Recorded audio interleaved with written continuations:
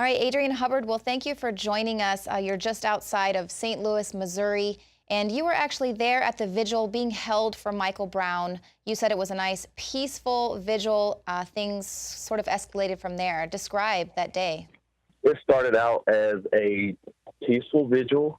Everybody got up, they spoke their feelings, spoke their thoughts, and it was nice and peaceful. The police was out there, of course, and they weren't posing any threat to anyone.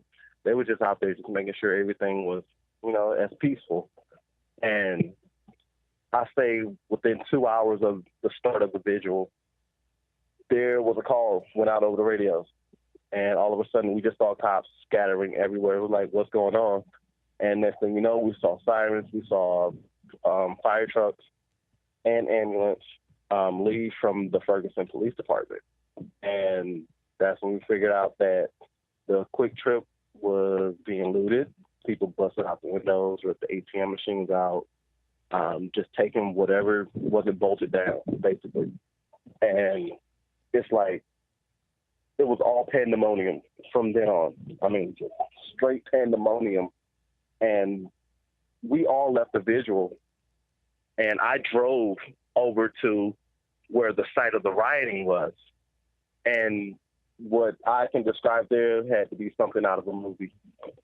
Had to be something out of a movie. And it was like just total chaos. Just total chaos. The traffic was standstill. It was bumper to bumper. Just anywhere that you look, they had a business. Best believe people were breaking windows, taking whatever they wanted. It was something out of a movie. Like, it was very surreal. I couldn't believe it myself. From the Quick Trip on down back towards Walmart, everything was just total chaos. So was the city, the city was shut down at this point, or? At this point, in that part of the neighborhood, yes. I mean, just shut down. Police was like everywhere. They couldn't stop everybody, and I don't even think they were trying to stop people. They were just going to like the Walmart, the Quick Trip, the center of like the most concentrated areas where people were at and the most chaos. But like the other businesses, there was this tire and rim shop named Visser, and people were just busting out the windows, taking anything that wasn't bolted down. They were taking rims, tires, whatever they could. There was a mobile mart at the corner. They were busting in and out of that. They were just doing whatever they wanted to. It was free reign. And it was total chaos. Now, do you agree with the mayor who said that there were people coming in from other towns to partake in this looting and the rioting, stealing from businesses? I'm pretty sure they were, because East St. Louis is just a stone's throw from where we was at. And it's right across the river, and it's nothing to get from East St. Louis to North City in St. Louis. Not North City, but North County. Right. Sorry. Yeah, I've driven that myself. Now, Michael was shot early in the morning. The vigil took place later in the day. How quickly would you say that all of this escalated? Mike was shot around 10 that morning. The vigil wasn't held until around 6 into the evening. The riots just escalated from whatever visual they had over there at the apartment complex where he was at, where he got killed at. And Quick Trip is a block from there, at least a block and a half from there. And all of that is sparked like without warning. It just sparked without warning. Like, it was so rapid. It had to be within, oh my God, about an hour and a half.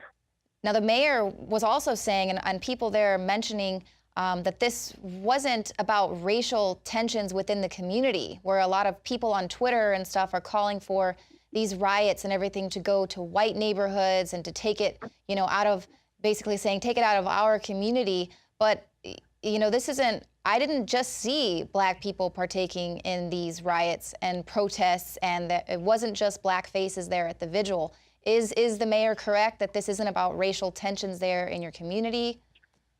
It's more about civilian and police relations Ferguson police they have a notorious track record for just not going by the books with their police practices. And I mean, whether you're black, whether you're white, whether you're Latino, and like I said, Ferguson neighborhood is very diverse. It's not just one race neighborhood or anything like that.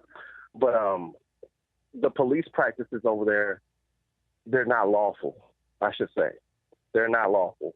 And they have a notorious track record out there. And the people, it wasn't even about race. They were just fed up with the bull. You know, they were just fed up with the bull from the police.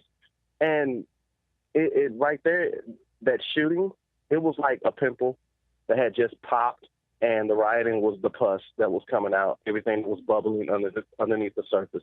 So with this narrative that's out there that it was black, the urban neighborhood against the white cops, it wasn't totally about that. People were just fed up, and I know people across the country is fed up with the unlawful police brutalities and murders, and they're just getting away with it. This is not how it's supposed to be at all. The police they have a job to serve and protect us. Serve and protect us. Protection went out the window. Serving us, non-existent. I mean, if you want to know what a license to kill look like, look at the police badge, because basically that's what it is. Wow. Well, absolutely. I don't know if rioting and looting is the way to do that. It almost justifies the police being in full riot gear. But we'll see if what's taking place in St. Louis today will be I have a theory about that. Like, I'm not saying what they did was right, because that's not the way to go about it. But these places have insurance. All right, this stuff is replaceable with insurance. But at the same time, you start these riots, and it causes businesses to move out of the area. So now you're costing the city money, the city of Ferguson money now. Right, exactly. And you're basically destroying the community that, you're wanting to protect. You're basically destroying your own infrastructure, taking businesses out of there, taking jobs out of that community. So you're almost, shooting yourself in the foot, to use that analogy. But again, it doesn't justify police violence. And of course, what we're seeing happening in Missouri is going to start bubbling up all across the country now. People are fed up with this festering boil that is the corrupt police force. Well, Adrian, thank you so much for calling in. You're welcome, Leanne. We'll talk to you soon. So what we're seeing happening in Ferguson, Missouri could literally happen anywhere in the country. People are finally fed up. They're sick and tired of corrupt cops beating them and shooting them and then covering up their actions, getting away with murder. And they know that this is coming. They know civil unrest is coming. That's why we're seeing federal agencies arming themselves to the teeth, and the Pentagon is studying the tipping point for societal unrest on social media, because they know if we allow this festering top-down corruption to continue to be the guiding force of this nation, civil unrest is on its way.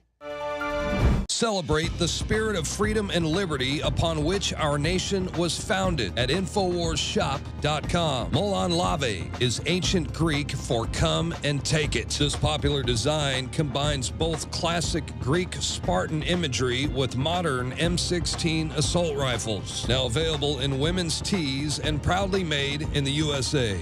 And now you can protect yourself from corrupt cops with the InfoWars dash cam. It's your car's black box that records all that the driver sees and hears. And introducing the Block It Pocket. It renders your phone undetectable while protecting your private data and your health. Or take back your privacy and protect your personal information by getting your very own Detractor cell phone pouch. So get incredibly high-quality, freedom-based products and help fund the revolution at InfoWarsShop.com.